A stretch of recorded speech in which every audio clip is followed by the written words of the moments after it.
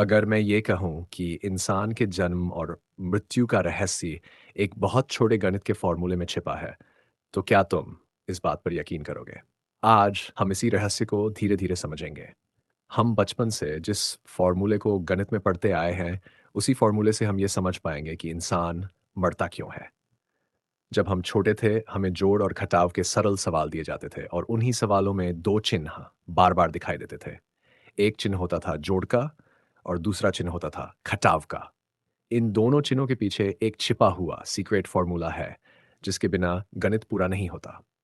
और मज़े की बात यह है कि यही 2 चिन्ह बैटरी में भी मौजूद होते हैं। अगर तुम्हारे पास कोई बैटरी पड़ी हो, तो तुम अभी भी देख सकते हो।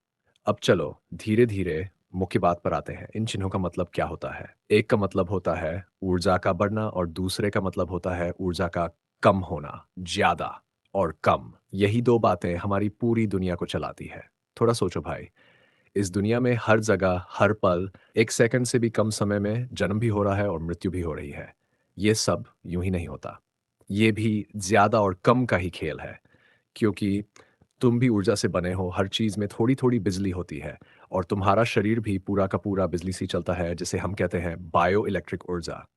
यही कारण है भाई कि तुम कभी न कभी मरोगे, क्योंकि तुम भी कम और ज़्यादा का ही एक पार्ट हो। समझे भाई? तुम बिजली का ही पार्ट हो और यही असली रहस्य है। बिजली का नियम बहुत सरल है। जहाँ ऊर्जा ज़्यादा होती है, वह कम वाली जगह पर जाती है और जहाँ ऊर्जा कम होती है, वह ज़्यादा बनने लगती है। जब शरीर के अंदर ऊर्जा का ये संतुलन टूट जाता है, तो इंसान जीना बंद कर देता है। विज्ञान ने इसको समझने की बहुत कोशिश की कि ऐसा क्यों होता है और उन्हें एक ही बात मिली, ऊर्जा पहले से मौजूद है। ऊर्जा का न कोई शुरू है, न कोई अंत। तुमने ये बात विज्ञान की किताबों में 7वीं या 8वीं क्लास में ज़रूर पढ़ी होगी।